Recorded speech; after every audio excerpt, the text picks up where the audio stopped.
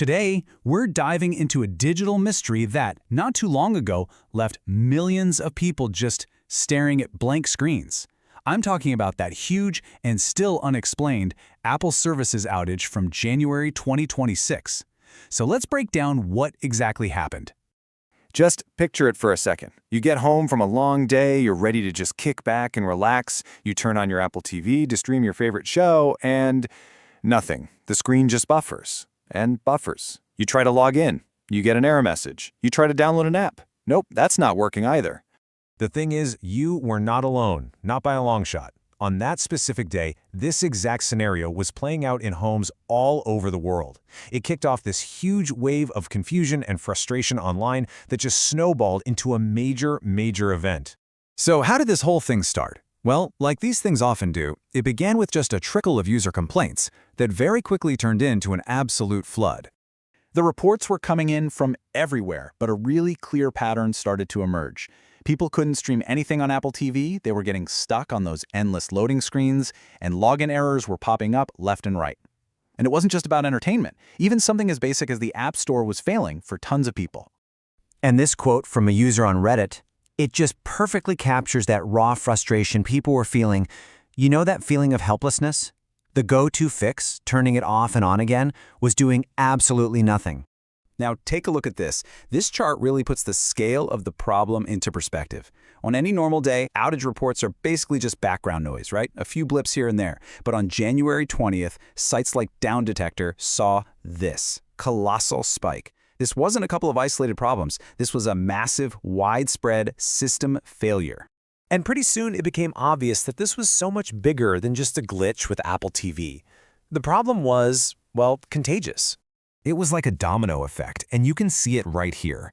It might have started with streaming, but it quickly took down the App Store, Apple Music, the iTunes Store. It even started messing with Maps, traffic, and services that are absolutely critical for developers. The very core of Apple's digital world was just faltering. So, with all this chaos erupting online, you'd expect a big announcement from Apple, right?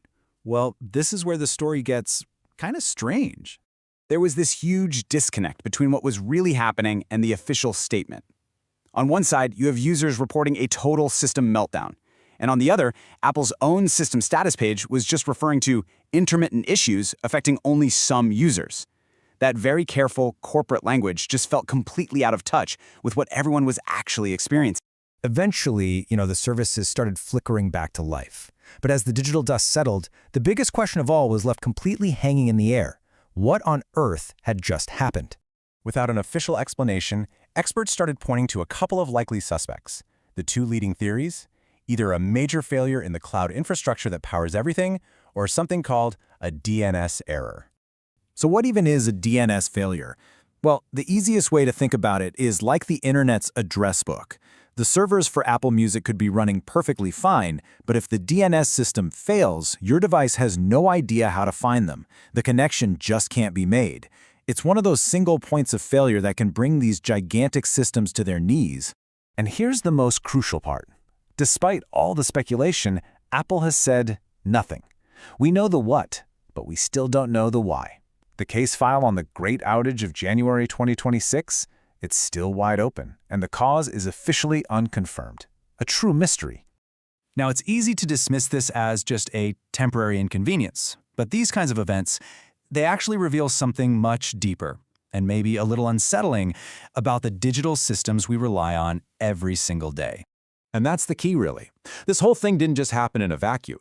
If you look at this timeline, you can see a pretty clear pattern developing. We saw a big outage hit Apple TV back in late 2025, and then just a few months later, we get this much bigger ecosystem-wide failure. This trend really points to a potential vulnerability, and it makes you ask when, not if, it might happen all over again. So what's the real impact here? It's way more than just your movie not playing. It's being unable to download an app you need or make a purchase you want to make. It's a slow chipping away of our trust in these platforms we use every day. But the biggest takeaway is this. It is a huge, blinking reminder of how deeply dependent we've become on these single, centralized systems. When you buy into one company's world, you're also buying into its single point of failure. And that leaves us with a really critical question to think about.